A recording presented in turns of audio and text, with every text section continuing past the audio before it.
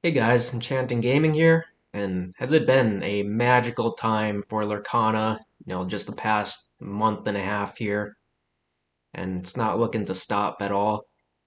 Over on Discord and Reddit, I've been hearing from people that on the Disney cruises, they've been giving out promos again, which is interesting. And then when I do a search here, you see them talk about Disney Treasure and Disney Magic ships. On the Discord and Reddit specifically, though, they talk about Disney Magic, and they're talking about they're able to get a Goofy exclusive card when they purchase $50 or more. And they show this picture with it, so I'm assuming it is the Goofy Expert Shipwright card. You see $200 raw. So if that is true and it's this card, like you're definitely gonna see in the short term the price come down some, which is great because we need to have some prices of cards come down a bit. It's been kind of crazy of late. And then they talk also these events on the Disney Magic include trading sessions and tournament style play, which I absolutely love. I've been wanting them to implement that on their cruises and in the parks. Especially these trading sessions. Give people who don't really care to play the game something else to do with people. Just like they have pin trading at Disney parks. Get this Lorcana card trading going. Get it popular, just like pin trading is. Implement that in their cruises and parks for sure. I don't know that they have really in their parks. I've never heard anything about this there, but it's nice to see on the cruises. And what else? I mean, prices, they've just been continuing to go up. You're really not seeing a lot of them go down at all. 2K Elsa's being sold. Pretty standard at this point. Now, these Genie cards, we've seen double swords going for basically 1,000. But something I don't think people are thinking about is if the first print run was double sword and the latter prints were single, that would mean that the double sword is the most rare card in first chapter for Enchanteds, but then the single sword is the second most rare card. So really, should this price be higher then? I would think so. So I think this person got a good price at 250 for a single sword, PSA 10. You got even Sorcerer's Hat, $200. For a card it's not bad, but it's not the flashiness of the other cards. See, oh, these art cards. I have no clue what to think about these autograph cards with a drawing, or even just autograph cards without the drawing. Like, I'm so torn on whether that's something I would want to display over just the normal card on its own. Let me know what you guys think in the comments. Do you guys prefer autographs? Do you prefer autographs with the drawing or just the normal card art?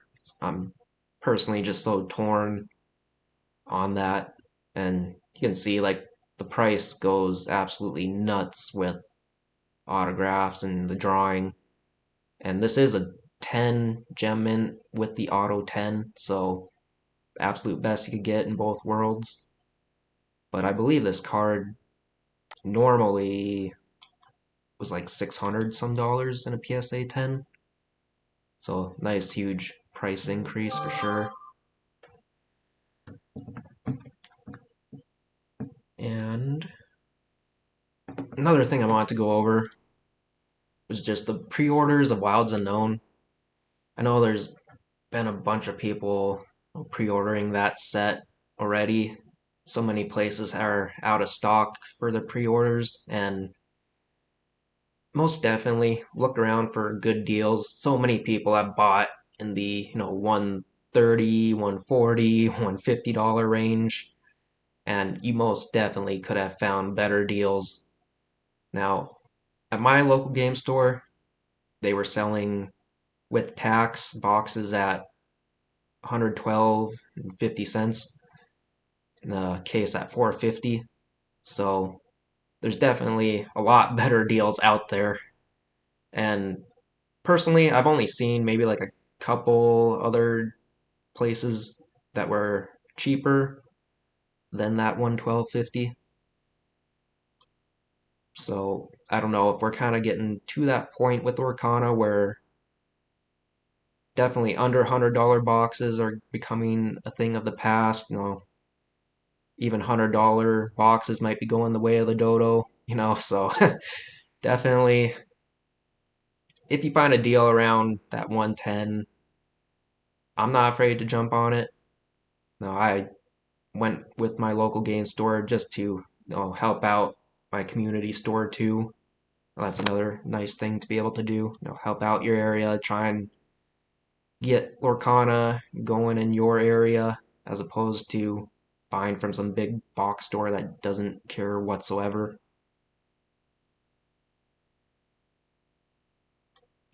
And here's the Mushu card I pulled. I've actually got mine grading over with Beckett right now. Hopefully get a 10 with them. Who knows? I'm not sure how much longer it's going to be with them. It's been there for a month now. I did send some cards the other day to PSA to get graded, but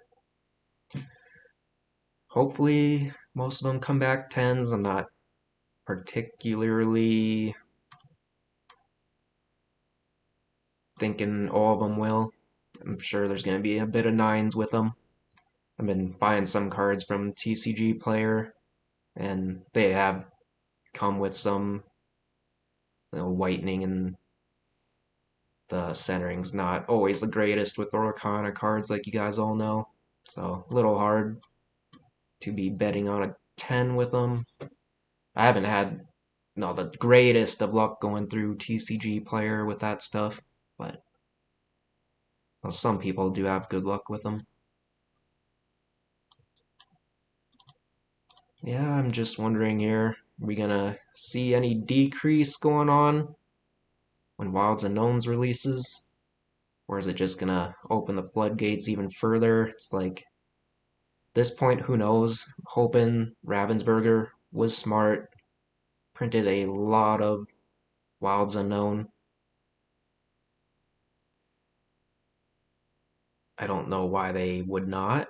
I know there's been talk about, like, what's it, Millennium printing, I believe, Prince Lorcana for him, which is Pokemon own, which I understand the hesitance from people or the fear from people with that. But I think, at least in the short term here, they're fine because, I mean, Disney, they have to have contracts with them in place. So we obviously don't know the details of said contract. Well, maybe it's extending for years here at X amount of product being created.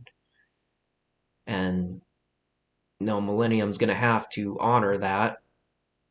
And also, I think another thing people need to think of is that Pokemon's not always going to be as popular as it is now.